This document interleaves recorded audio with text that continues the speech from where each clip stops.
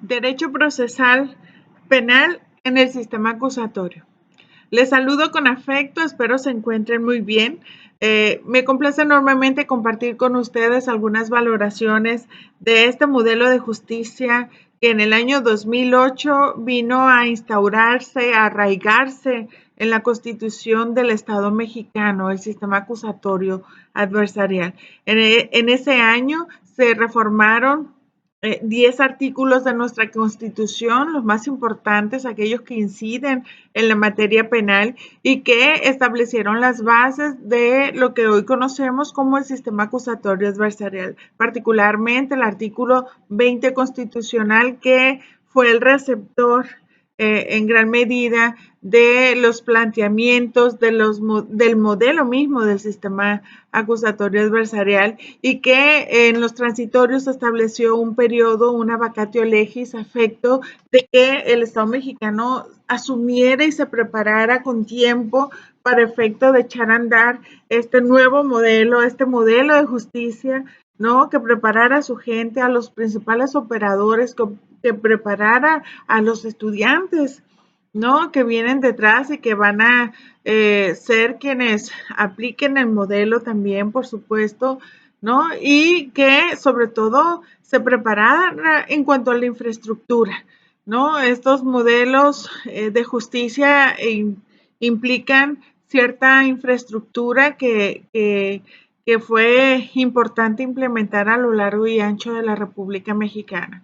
Hubo entidades federativas que fueron de avanzada, otras se rezagaron un poco, pero finalmente a estas alturas, mis estimados y estimadas estudiantes, ya iniciaron a lo largo y ancho del país la aplicación de este procedimiento basado en esta ideología imperante actualmente, relacionada con un modelo de justicia penal diferente al sistema inquisitorio mixto que habíamos estado utilizando por varios años en México. Un sistema inquisitorio, mis queridos y queridas estudiantes, que en un primer momento concentraba todas las etapas en una sola autoridad, el juzgador.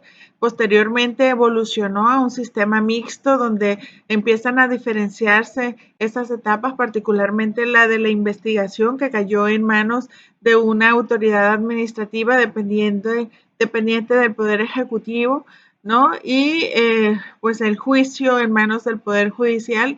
Y ahora transitamos a un modelo acusatorio donde las etapas están plenamente diferenciadas y que caen en manos bajo las atribuciones de diferentes autoridades.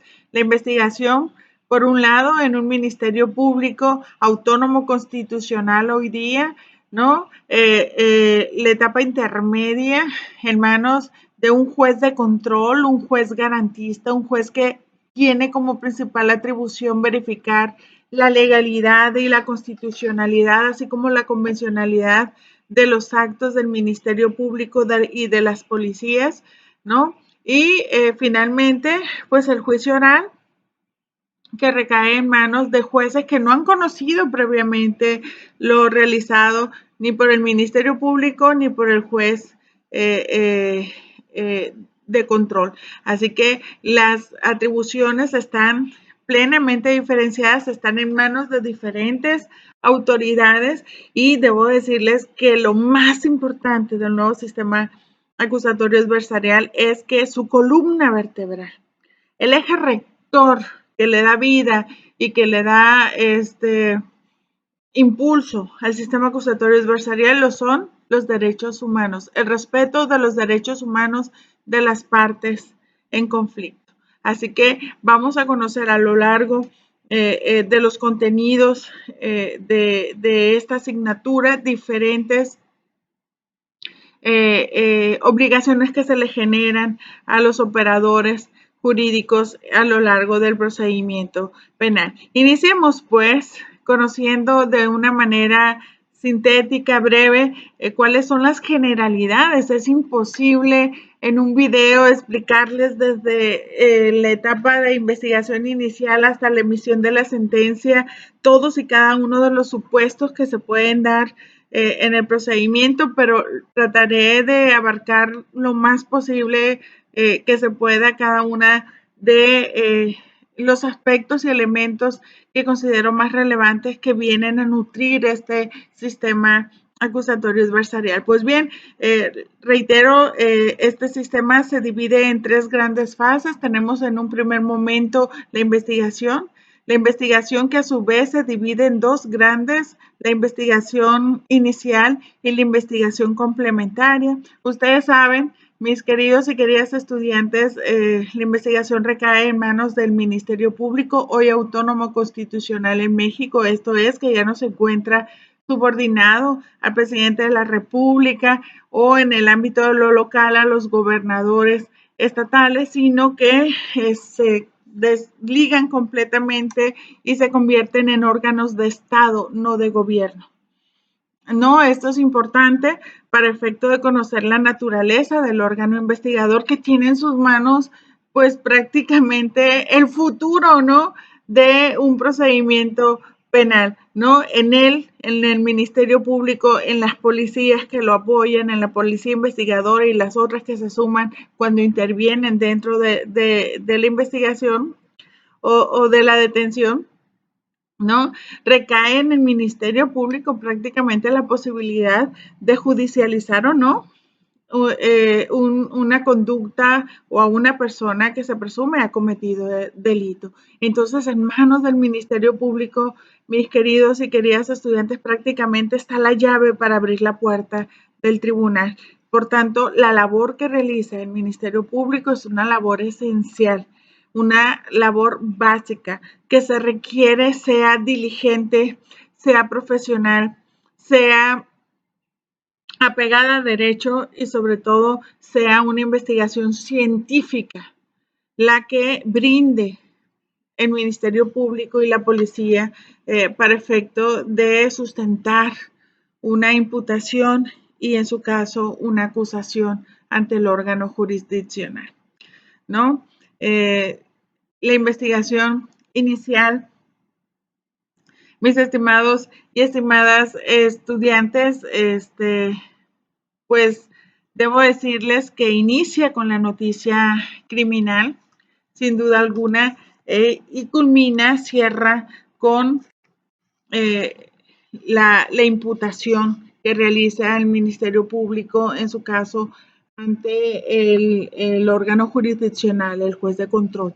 La investigación complementaria, por su parte, se da precisamente, inicia desde la formulación de la imputación hasta el periodo en que concluye la investigación en sí misma, de acuerdo a lo determinado por el juez de control, que puede darse entre un plazo de 2 a 6 meses, dependerá de la conducta delictiva de que se trate, ¿no? La temporalidad que corresponda específicamente. La etapa intermedia, mis estimados y estimadas estudiantes, que es la segunda etapa que corresponde precisamente al procedimiento que estamos explicando, se inicia con la formulación de la acusación y se concluye hasta el auto de apertura. En el intermedio, entre estos dos momentos, se dan una serie de pasos y de actividades muy interesantes que las voy a explicar en un momento más. Y el juicio oral en sí mismo, pues se inicia cuando se recibe el auto de apertura de juicio oral hasta la emisión de la sentencia correspondiente, sea esta condenatoria o sea esta de carácter absolutorio, ¿no? Entonces, vamos a conocer brevemente, mis queridos y queridas estudiantes, cómo se da inicio el procedimiento, cómo inicia la investigación, que es la primera parte, ¿no? Del procedimiento penal. Bueno, pues la investigación, mis estimados y estimadas estudiantes, inicia con la noticia criminal. Esto es, con la denuncia o con la querella, en su caso, que se presente ante el Ministerio Público. ¿no? De esta manera, el Ministerio Público, analizando los hechos y sobre todo una vez recibida la investigación por parte de la policía investigadora, puede desarrollar una serie de determinaciones, ¿no? Desde el no iniciar la investigación, por ejemplo, cuando no la conducta que se expone ante él no constituya delito, ¿no? O sea, haya extinguido eh, la responsabilidad penal del imputado. Se puede en estos casos detener la investigación. El Ministerio, válidamente, el Ministerio Público puede determinar no dar inicio con la investigación. Claro, la presunta víctima en este caso tiene derecho a impugnar esta determinación del Ministerio Público. Una segunda determinación es la de archivar temporalmente la carpeta de investigación, y esto se da cuando el Ministerio Público pues no encuentra los elementos suficientes para efecto de continuar la investigación o acreditar, ¿no?, la responsabilidad de la persona o las personas involucradas en el caso. La tercera determinación que tiene en sus manos el Ministerio Público, pues es la de aplicar el principio de oportunidad. Esta es una de las figuras novedosas que van a ustedes a conocer a lo largo de la asignatura. El principio de oportunidad no es otra cosa más que un mecanismo de conciliación. Es una vía que tiene en sus manos el Ministerio Público cuando advierte que los hechos que se presentan ante sí no son graves, ¿no? Que hay disposición para reparar el daño a la víctima, y en este caso, pues se puede no iniciar la persecución penal y, por supuesto, no judicializar el caso. Eh, o en todo caso abandonar la investigación ya iniciada. En este supuesto también la víctima puede impugnar ante juez de control una determinación de esta naturaleza en caso de no estar de acuerdo con ello. Por supuesto, otra de las determinaciones es iniciar la investigación. Y la investigación pues la inicia cuando el Ministerio Público, de un análisis inicial de los hechos que son planteados ante él, advierte que los hechos que se le narran pueden llegar a ser constitutivos de delitos. Se adecua esos hechos a las figuras típicas en el Código Punitivo, ¿no? Y que es necesaria dar inicio con la investigación, ¿no? Esto cuando no hay detenido. Cuando hay detenido, las circunstancias cambian, ¿no? Acá el tiempo que tiene el Ministerio Público para llegarse de datos, para juntar los elementos que le permitan generar a sí mismo la convicción de la existencia de delito y de la probable responsabilidad de la persona, pues es amplio, ¿no? Claro, se exige que sea diligente el Ministerio Público, esto es, que sea rápido, eficaz, efectivo en lo que hace, ¿no? Tampoco es viable que un Ministerio Público tarde años integrando una carpeta de investigación, ¿no? Y no resuelva, porque esto se materializa en un obstáculo al acceso a la justicia de las víctimas, sin duda alguna, ¿no? Pero prácticamente tiene todo el tiempo hasta en tanto y en cuanto no prescriba la conducta delictiva, ¿no?, de que se trate. En cambio, cuando tenemos una investigación que se inicia con un detenido, bueno, pues entonces las circunstancias cambian, ¿no? Debo decirles que cuando cuando se da en flagrante delito, cualquier persona puede detener al acusado, claro, con la obligación de ponerlo inmediatamente a disposición de cualquier autoridad y esta autoridad, sea cual sea, tiene la obligación de ponerlo inmediatamente a disposición del Ministerio Público. Ojo, nuestra Constitución nos habla de podrá detener. ¿Qué implica esto? Que no es una obligación del ciudadano. Lo puede hacer. Está dentro de sus de la posibilidad de decidir del ciudadano, ¿no? Porque imaginen ustedes, si una persona va transitando por la calle y ve que una cuadra adelante están asaltando a otra persona con pistola en mano pues el ciudadano válidamente puede echarse hacia atrás, darse la media vuelta, ¿no? Es decir, no está obligado a arriesgar su vida con tal de detener a alguien que está cometiendo delito en flagrancia, pero sí tenemos la obligación moral al menos de dar aviso a la policía. Si yo estoy viendo que están asaltando a alguien, por lo menos llamar, ¿no? Y reportar lo que está sucediendo. No me obliga la Constitución a exponerme, a ser mártir, ¿no? O ser héroe en esos casos, pero por lo menos sí tenemos esa obligación moral de hacer lo posible para efecto de que la persona pueda ser auxiliada por parte de las autoridades.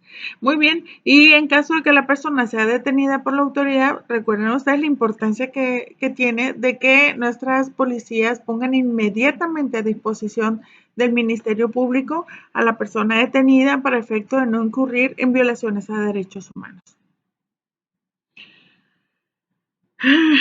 Por tanto,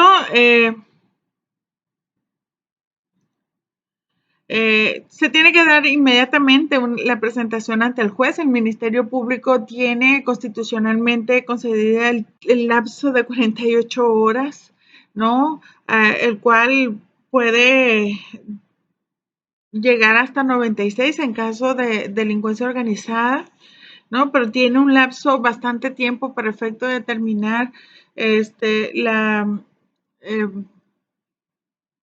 la situación jurídica de la persona detenida, ¿no? Eh, cuando el Ministerio Público cuente ya con los elementos necesarios para tener la certeza de que se ha cometido delito y de vincular esos actos delictivos con una persona determinada, bueno, el Ministerio Público estará ya en condiciones de formular eh, una imputación ante el juez de control. En este sentido, el imputado puede, fíjense ustedes, contestar el cargo y rendir la declaración en la misma audiencia en la que se le formule la imputación. Este es un derecho del imputado. Ahora bien, en cuanto a la vinculación a proceso, el Ministerio Público la solicita al juez de control y además puede requerir que se apliquen las medidas cautelares que sean necesarias en el caso en concreto. ¿Qué tipo de medidas cautelares? Bueno, puede ser la prisión preventiva. Recuerden ustedes que hoy día tenemos el tema de la prisión preventiva oficiosa, que en lo particular considero es un desacierto completamente. Se vuelve completamente violatoria del principio y del derecho humano, porque tiene una dualidad, es un principio, pero también es un derecho humano de presunción de inocencia, ¿no? Y la prisión preventiva oficiosa, temo decirles que nos puede acarrear responsabilidad internacional si nuestro legislador no reconsidera y modifica esta circunstancia. La convirtió en regla en lugar de ser una excepción, definitivamente, ¿no? La prohibición de salir de determinado lugar puede ser de la ciudad, del estado, del país, ¿no? El depósito de fianza es otra de las medidas cautelares que se pueden establecer en este punto. Y el juez de control fija al Ministerio Público un plazo para cerrar la investigación, ¿no? Es cuando se fija el plazo para esta investigación complementaria. Se pueden generar, mis estimados y estimadas estudiantes, diversas salidas alternas, ¿no? En la etapa intermedia se puede solicitar la aplicación de diferentes mecanismos alternos que ha contemplado nuestro Código Nacional de Procedimientos Penales, ¿no? Hasta antes de que se dicte el auto de apertura a juicio oral. ¿Cuáles son estas salidas alternas? La primera, pues la suspensión del proceso a prueba. ¿En qué consiste la suspensión del proceso a prueba? Miren, hay algunos doctrinarios que lo consideran como un mecanismo alternativo para efecto de generar justicia restaurativa. Y hay quienes dicen, no, espérate, no tiene esa función. La función que se le pensó de inicio fue la de despresurizar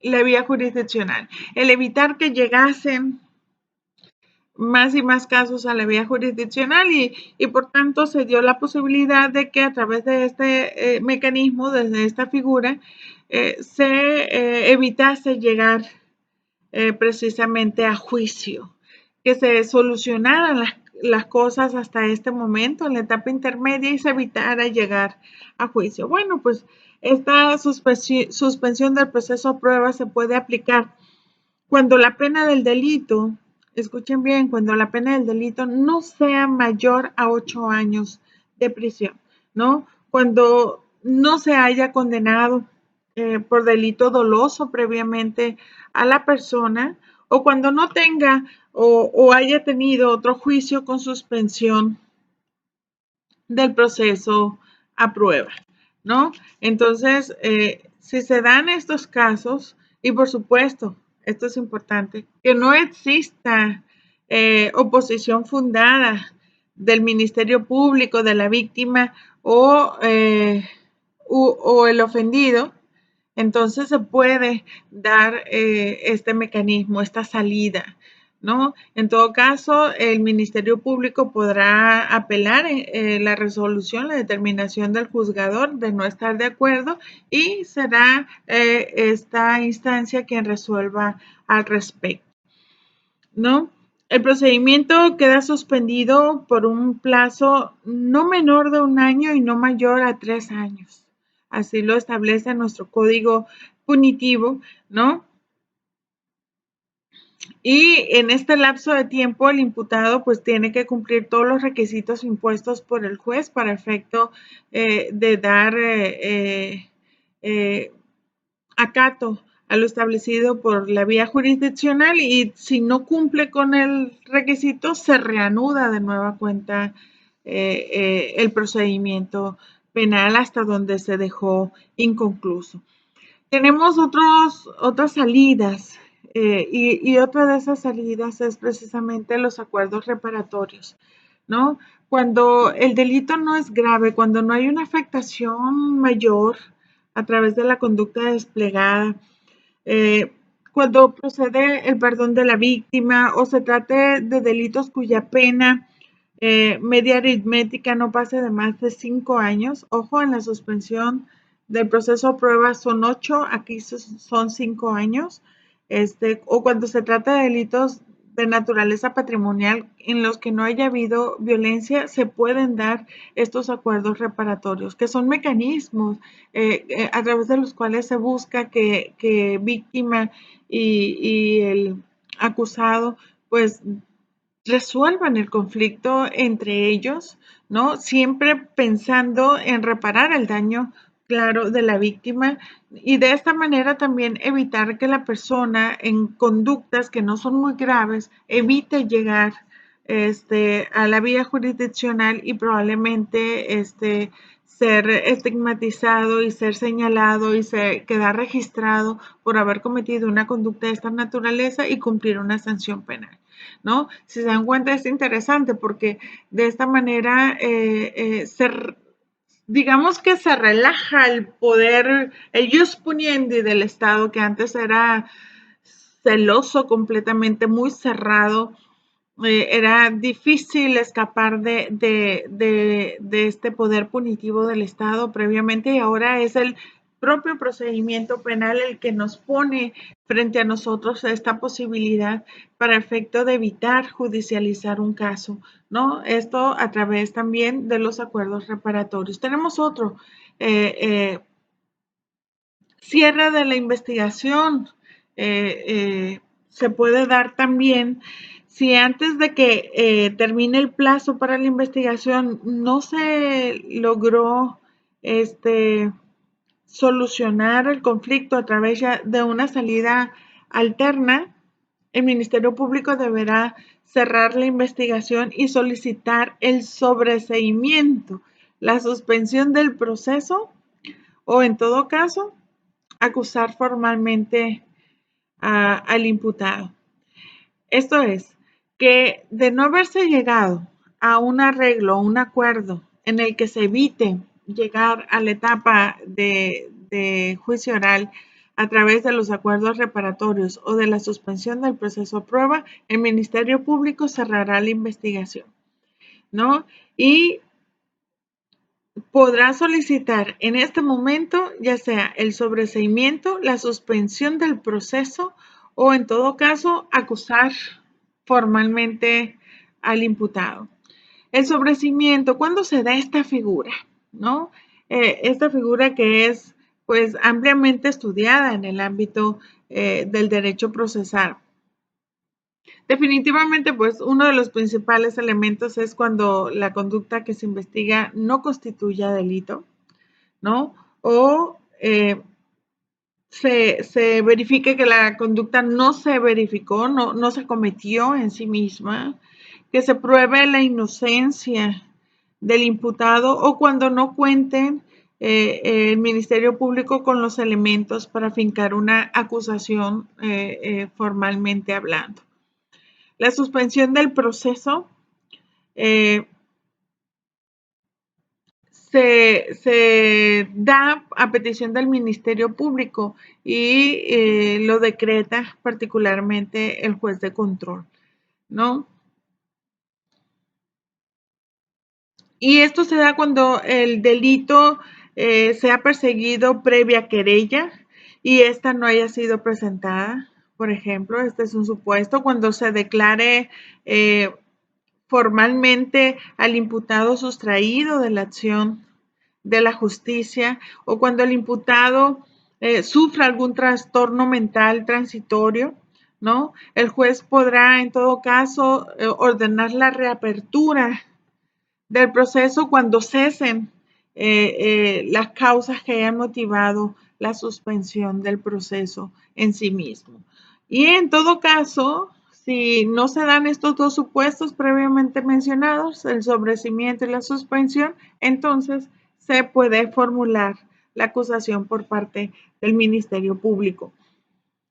Y esta se dará pues cuando de lo investigado hasta ese momento se deduzcan que existen suficientes elementos que generen la convicción tanto en el Ministerio Público como en el juez para efecto de señalar la comisión de un delito y la probable responsabilidad del imputado.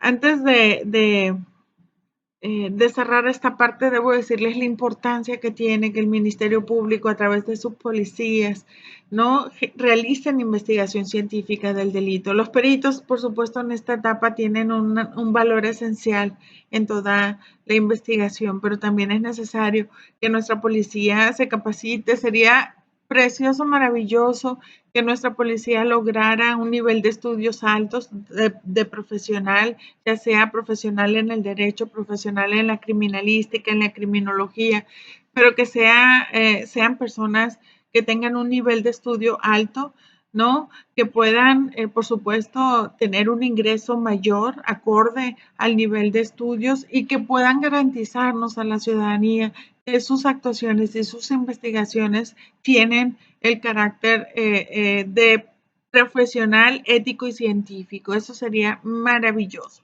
Bueno, pues en la etapa intermedia, mis queridos y queridas estudiantes, la cual, reitero, comienza con la formulación de la acusación por parte del Ministerio Público.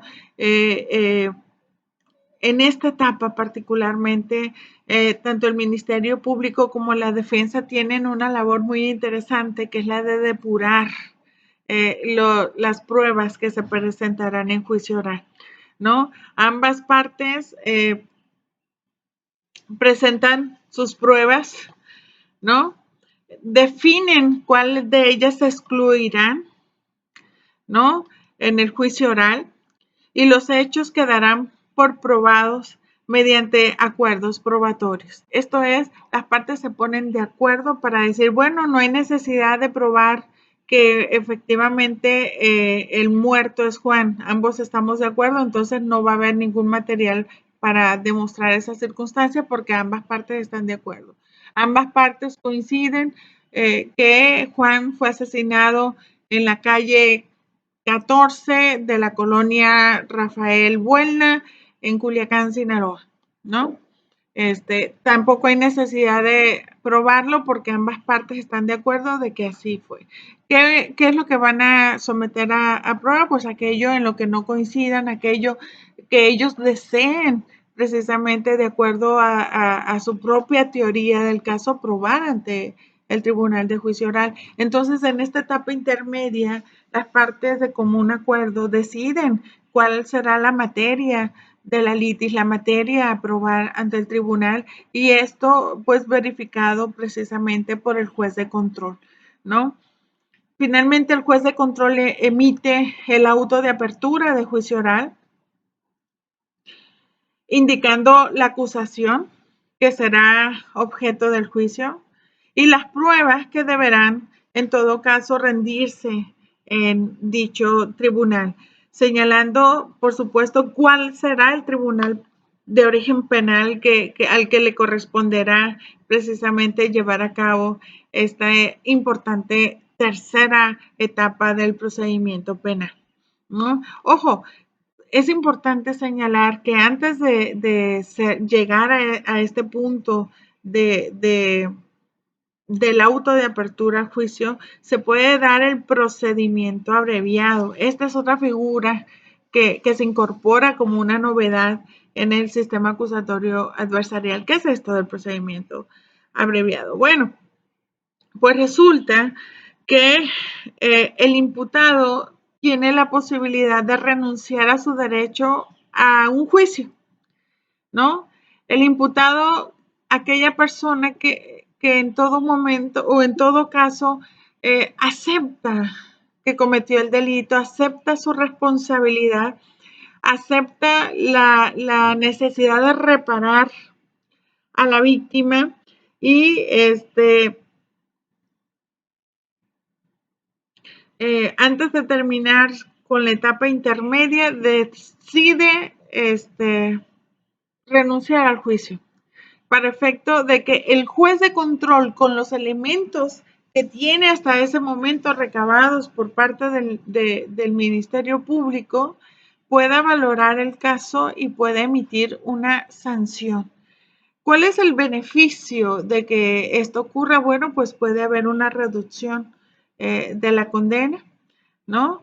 Es importante señalar que el juez de control no puede imponer una pena mayor a aquella establecida por el Ministerio Público hasta ese punto, y el Ministerio Público puede solicitar una rebaja, una reducción de la pena hasta en una tercera parte.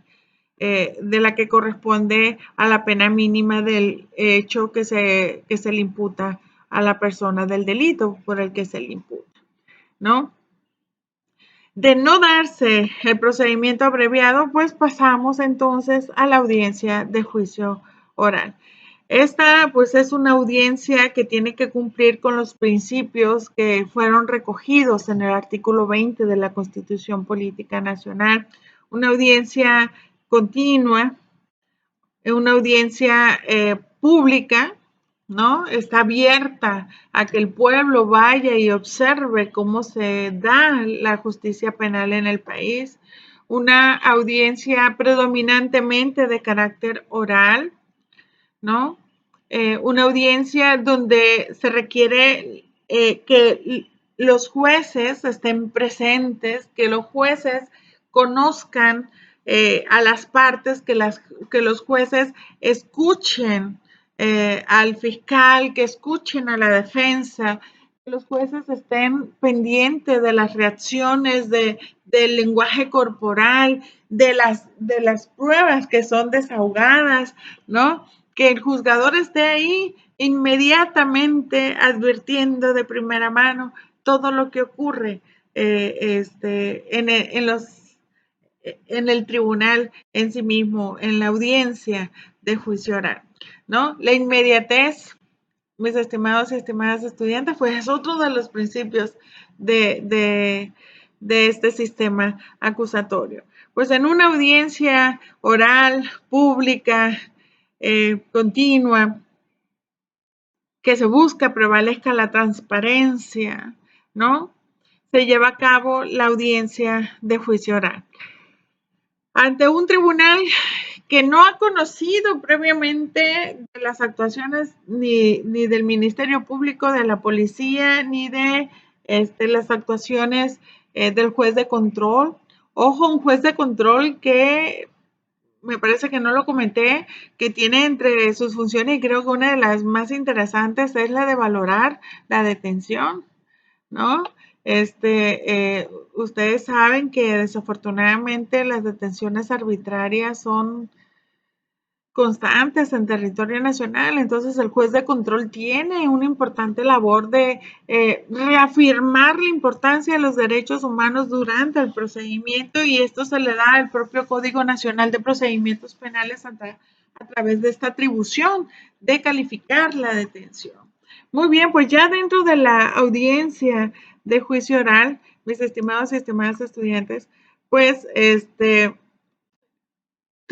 un tribunal que desconoce lo que ha ocurrido previamente, se hace de los hechos a través de las manifestaciones que en este sentido realizan tanto el Ministerio Público como la defensa. Cada uno expone al tribunal lo que van a probar ante ellos, ¿no? Exponen su teoría del caso, exponen el material probatorio y lo desahogan ante el tribunal. El tribunal tiene que estar presente, tiene que tomar nota, tiene que dirigir la audiencia, por supuesto, ¿no? Tiene que imponer las sanciones administrativas que sean adecuadas para efecto de asegurar el orden y el desarrollo de la audiencia. Se tienen que tomar medidas para prevenir que no se cause una afectación a las víctimas, ¿no? Que el imputado esté pues asegurado, que no vaya a cometer un acto de agresión, etcétera, etcétera, ¿no? Se tienen que dar todas estas cuestiones que son importantes. Les recuerdo, todas las audiencias son grabadas, queda un registro de video para efecto pues dejar constancia de lo desarrollado durante el juicio, ¿no?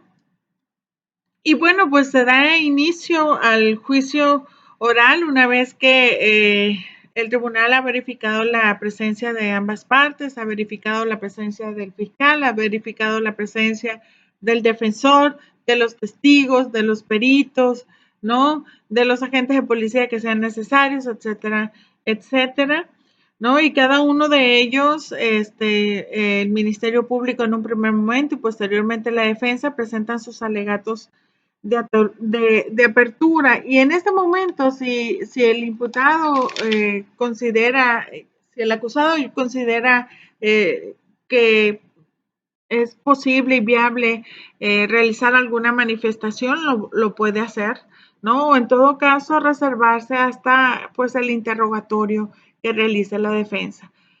Cada parte presenta sus pruebas, en un primer momento lo hace el Ministerio Público, posteriormente el defensor, y finalmente debo decirles que el tribunal tiene que valorar las pruebas de manera libre. Hasta antes del inicio de los juicios orales en México del juicio acusatorio, yo les recuerdo que llegó un punto en que la confesión fue una prueba tasada. ¿Qué es esto? Que tenía un valor asignado muy alto en el código punitivo y en el código de procedimientos. Se consideraba la madre de todas las pruebas, ¿no? Y desafortunadamente, por el alto número de casos de tortura que se daban a lo largo y ancho del país, pues tuvo que tomarse la medida de quitarle esta fuerza a la confesión para efecto de reducir el tema de la tortura en México, ¿no? Y a pesar de que se han establecido varios candados para efecto de que pues no se dé, desafortunadamente se siguen dando de acuerdo con las recomendaciones que han emitido las comisiones de derechos humanos, tanto las locales como la Comisión Nacional de Derechos Humanos, y pues no se diga las recomendaciones de la Comisión Interamericana de Derechos Humanos y peor aún, las sentencias de la Corte Interamericana de Derechos Humanos. La gran mayoría de las sentencias que hemos recibido tienen que ver con actos de tortura, de desaparición forzada, ¿no? Tristemente, pleno siglo XXI, pero este tipo de casos siguen siendo bastante recurrentes en el Estado mexicano. Pues bien, una vez desahogadas las pruebas, dados los alegatos de clausura, el tribunal, los jueces se retiran a deliberar. Pueden emitir una sentencia condenatoria o una sentencia absolutoria, o en todo caso podrán en un plazo de 24 horas emitir dicha resolución cuando la deliberación no sea inmediata, no sea rápida, ¿no? Esto se puede dar. Pues es así, mis estimados y estimadas estudiantes, que llegamos al cierre del procedimiento acusatorio adversarial, del procedimiento procesal penal en nuestro país, ¿no? Claro, creo que tengo que señalar que tenemos la figura del juez de ejecución, que es un juez que pertenece al Poder Judicial. Previamente, en el anterior sistema, el inquisitorio, pues el juzgador penal emitía la sentencia y prácticamente se desligaba, se olvidaba ya del caso, porque los siguientes pasos le correspondían al Ejecutivo Federal. Hoy día sigue estando en manos del Ejecutivo, por supuesto, la administración de la vida penitenciaria en el país, pero se crea la figura del juez de ejecución para efecto de verificar que la legalidad, la constitucionalidad y la convencionalidad sean respetadas al interior de estos centros que buscan la reinserción social de las personas que han cometido delito. Pues ha sido un placer, como siempre, dirigirme a ustedes, compartir en relación con el procedimiento penal en nuestro país.